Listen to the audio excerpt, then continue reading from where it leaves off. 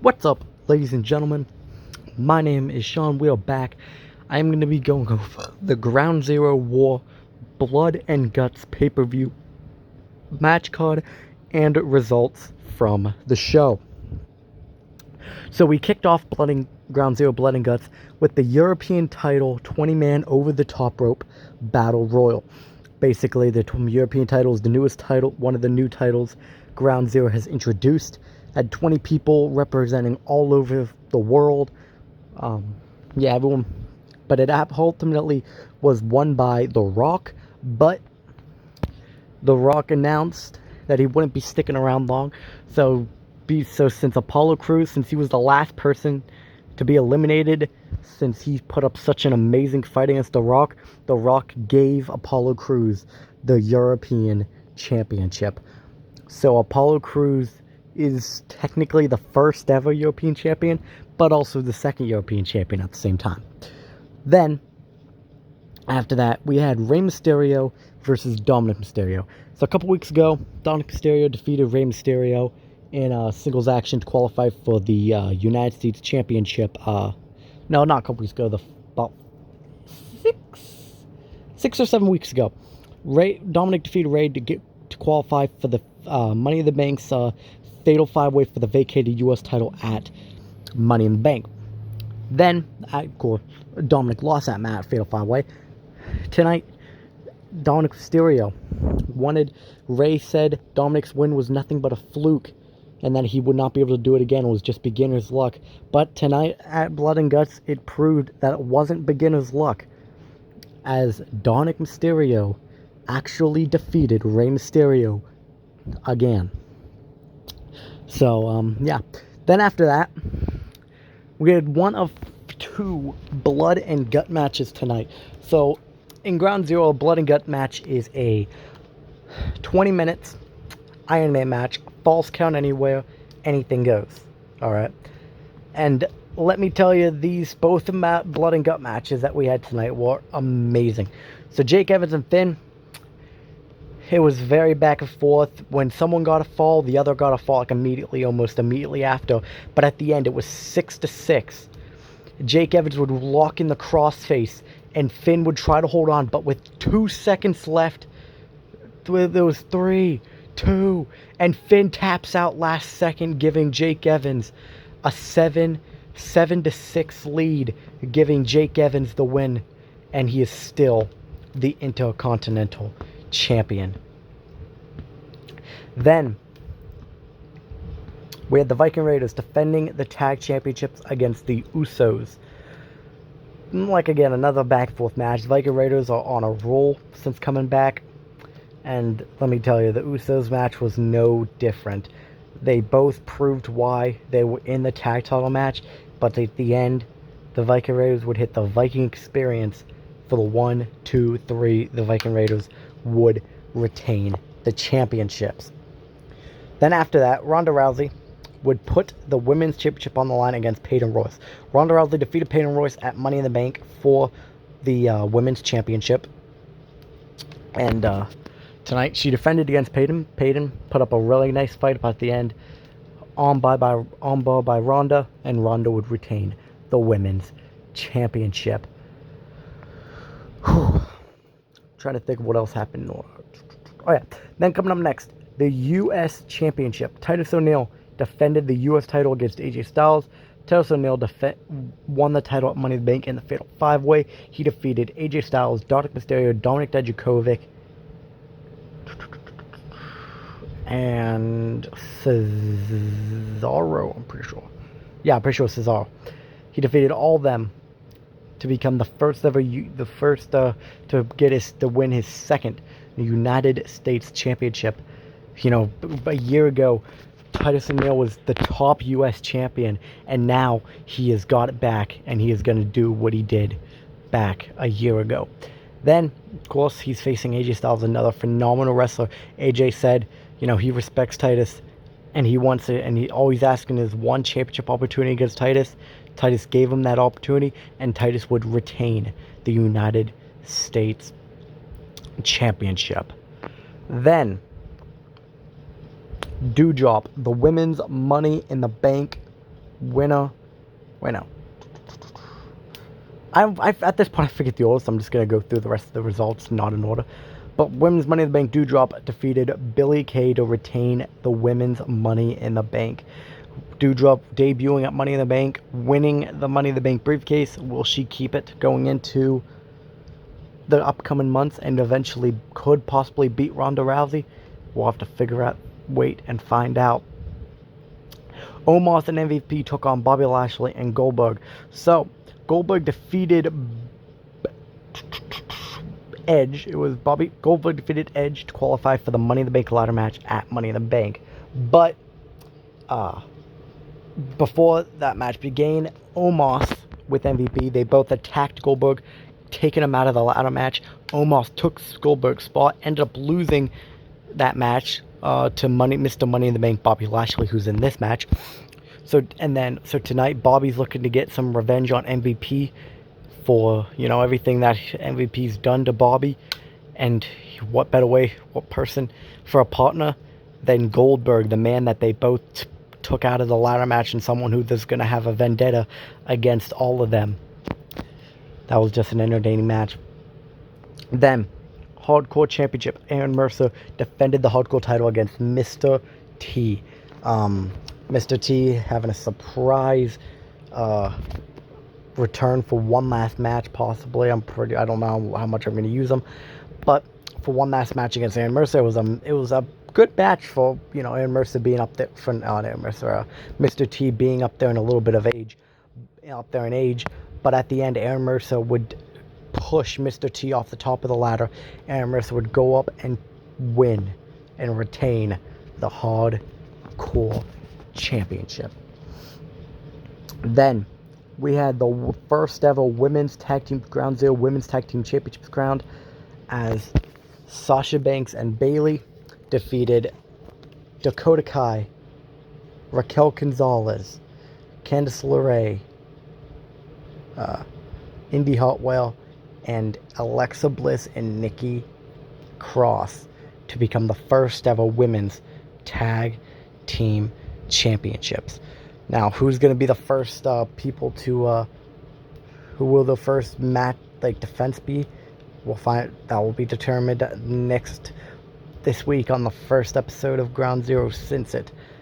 So, and then in the main event, Sheamus defends the Undisputed Championship against Drew McIntyre in Blood and Guts match. So at Money in the Bank, the 3 weeks before Money in the Bank, Sheamus defeated Cesaro to get a match against Drew McIntyre at Money in the Bank. Then, the week before Money in the Bank, Drew McIntyre and Sheamus had a one-on-one non-title match where the winner would pick the stipulation. Drew McIntyre won that match, picking an Extreme Rules match. Sheamus at Money in the Bank would defeat Drew McIntyre to become Undisputed Champion. And then tonight, it was an amazing back-and-forth match. Almost 10 minutes of no falls kicking out. But at the end, it was 3-3, or 3-3 or 4-4. And then last second, Sheamus would bro kick Drew. And no, it was 3-4. Sheamus would bro kick Drew McIntyre, tying it up with no time left. Neither man had time to get another fall, and it ended in a draw. Sheamus, because of the draw, ultimately is still your undisputed champion. Will these men have another match at the next pay-per-view? We're going to have to wait to find out what the future of the Undisputed title is going to have in store. What will upper management do about this draw? Will anything change about this draw? Will the match be restarted at the next pay-per-view? Will it be another Blood and Guts match with a longer time limit? What type of match will they face, if they'll even face again? Maybe none of them will be Undisputed Champion after that. We'll have to wait till the next episode of War to find out the results of what upper management is going to think about that draw. But this was the Blood and Guts match card and results.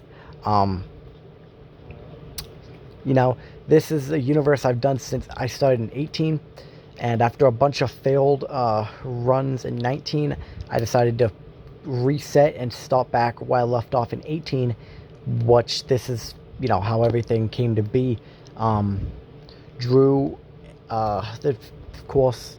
So, the champions that I had coming out of 18 was Drew McIntyre World Champion, Finn Balor IC Champion, U.S. Championship was vacated because, Women's Champion was Peyton Royce, Aaron Mercer was Hardcore Champion, and Insane Gravity was Tag Team Champion. At Money in the Bank, Drew lost his title, Finn lost the title. We had a new U.S. Champion, new Women's Champion, and new Tag Champions. Aaron Mercer was the only one to retain his championship at Money in the Bank. Every other one lost it, but tonight was definitely everyone retained the championship. Of course, other than the 2 new titles that were added. And of course, still one mystery title is being added in the near future. No one knows what that title is going to be, what division it's going to be for. Will it be for the men's, or will it be another women's title? Will it be some other, like maybe tag or cruiserweight title? We'll have to wait to find out what that title is when it is revealed down the line. But that was Ground Zero War, Blood and Guts. This was a pay-per-view I'm gonna have every year.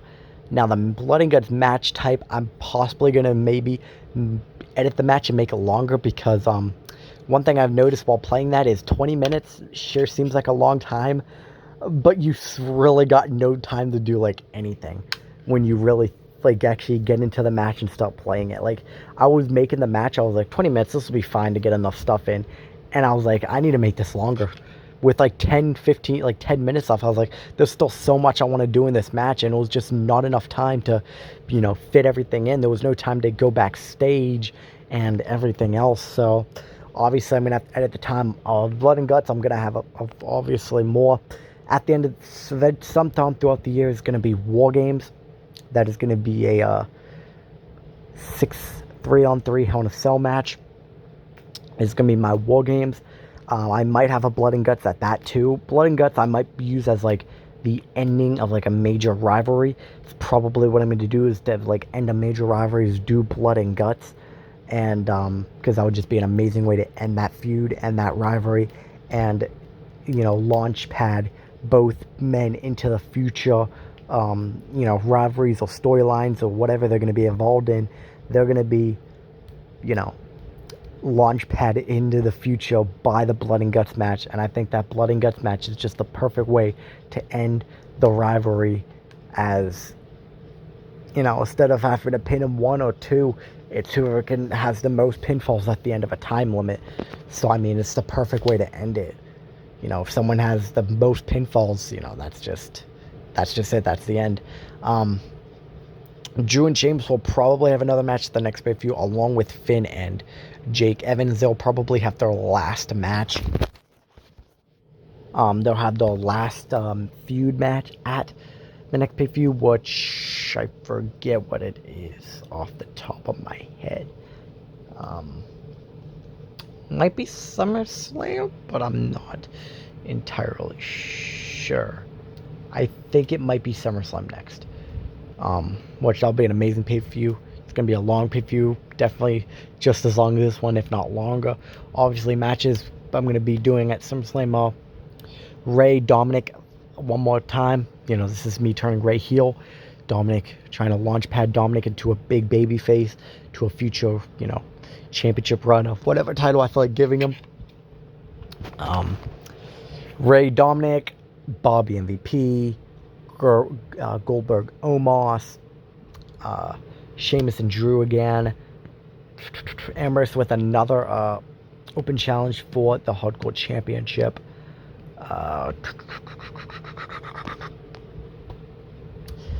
Viking Raiders facing, I don't know who yet. I haven't decided.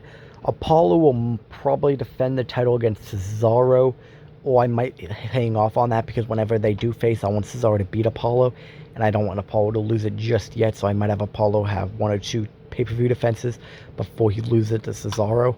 So what I might do is possibly him versus Cesaro. Apollo beats Cesaro once or twice, and then Cesaro beats him to as the final match. And then Titus, might do a US Open Challenge at SummerSlam, as he has nothing lined up for SummerSlam.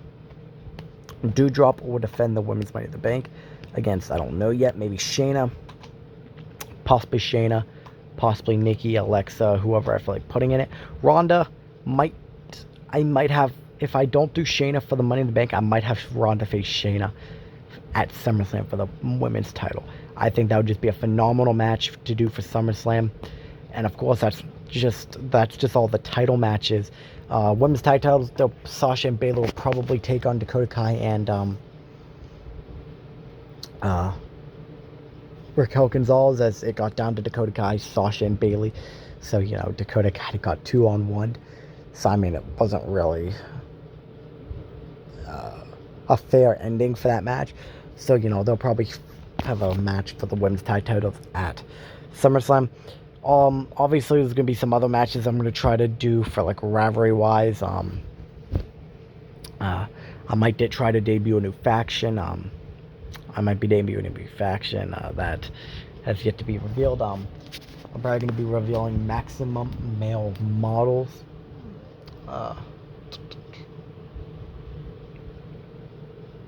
Maximum Model Management might be the faction I'm going to debut. It's going to be, of course, Max Dupree, Theory, Tyler Breeze, maybe Austin Aries put into that, maybe Mace put into that. I have some factions I'm gonna be debuting in the future. And Mercer still a heel from 18, obviously. I kept him heel going into 22. Now, how long is he gonna be heel? I haven't decided. He's working really well as a heel, which is why I haven't turned him face yet. As he's working really well as a heel. So obviously, I'm gonna keep him heel until I figure something out of a good way to turn him face. Mainly because I want to have him turn face on like a big rivalry, and obviously that rivalry hasn't happened yet. So until I find the perfect rivalry to have him turn face in it, he's going to be staying a heel for right now. But yeah, that is a lot of my plans. I'll definitely be doing a match cut and results video for SummerSlam. Whenever I do that, which should be in a couple days, seeing as I normally get to a pay-per-view in about a day or two. So if it takes me about a day or two to get to a pay-per-view, then at that logic, possibly Monday, Tuesday at the latest, should be the match cut and results for SummerSlam.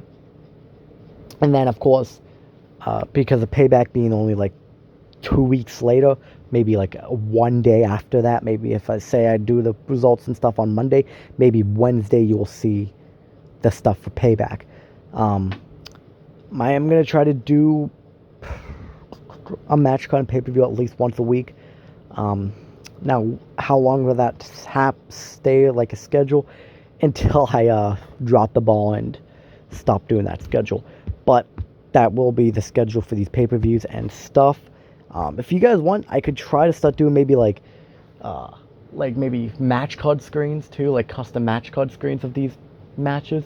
So I could definitely do that and do it. Maybe add some music and do some like transitioning into like, stuff. So yeah, I might try to do that possibly for some like big time matches. Kind of like what they do with Brock and Roman for SummerSlam. They did that. But yeah, so that is it for this episode. If you guys have enjoyed, hit the like button, subscribe if you're new to the channel, and I will see you guys in the next episode of the Ground Zero match card and results.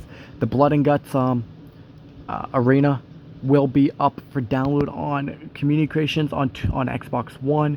And of course, since Community Creations is cross-platform, it'll be like that for everywhere. To find it, I don't know when it's going to be uploaded, but all you have to do is type in Ground Zero or WWE 2K18 and go to shows, and it should come up. I don't know when I'm going to get around to uploading it, but I will get it uploaded because it's one of the best arenas I've made. So yeah, once I get that uploaded, you guys can download it. I'll hopefully get it uploaded within the next couple days. But without that further ado, I was Sean, and that was it for this episode. I'll see you in the next episode. Peace.